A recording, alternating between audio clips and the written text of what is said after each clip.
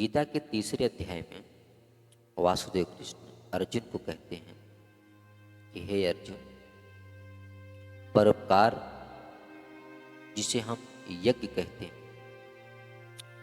संसार में मनुष्य के अलावा जितने भी अस्थावर जंगम प्राणी हैं उनसे परोपकार स्वतः ही होता रहता है।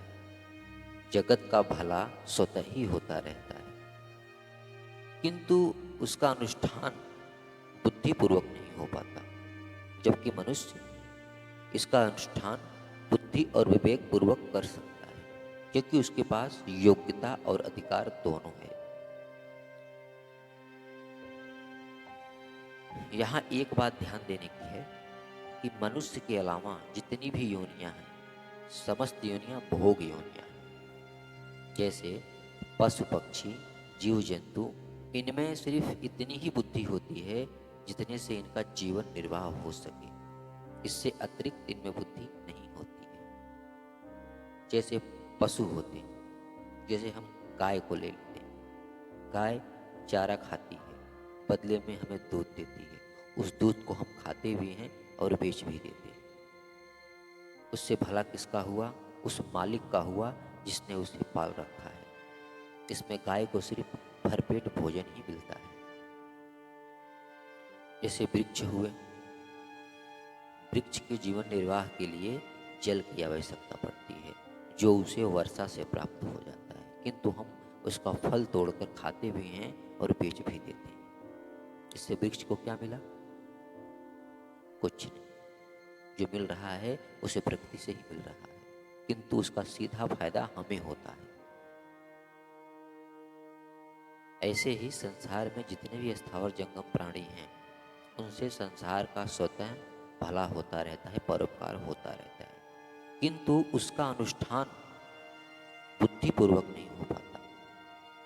किंतु मनुष्य उस यज्ञ, उस परोपकार का अनुष्ठान बुद्धिपूर्वक कर सकता है, क्योंकि उसके पास योग्यता और अधिकार दोनों है।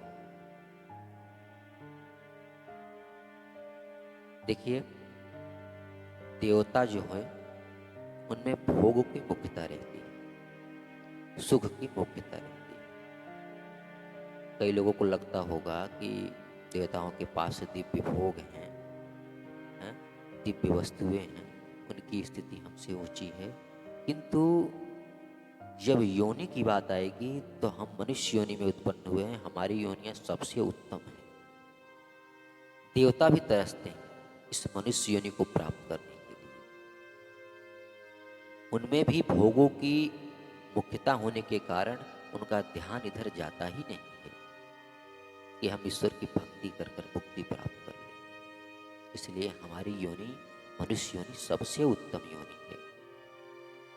और मनुष्य जन्म का उद्देश्य यही है कि जीवन रहते व्यक्ति अपने इस 84 लाख योनियों से मुक्ति पा सके, इस कर्म बंधन से मुक्त होकर, इस कर्म बंधन से मुक्त हो जाए, बार बार जन्म मरण के चक्कर से मुक्त हो जाए। व्यक्ति को चाहिए कि जीवन रहते ऐसा यत्न करे, और यत्न कोई विशेष नहीं करना है। ईश्वर की शरणागति स्वीकार कर उनके नामों का जप कीजिए। कुछ ही दिनों में आपको इस बात की अनुभूति हो जाएगी कि अब कछुनाथ चाहिए।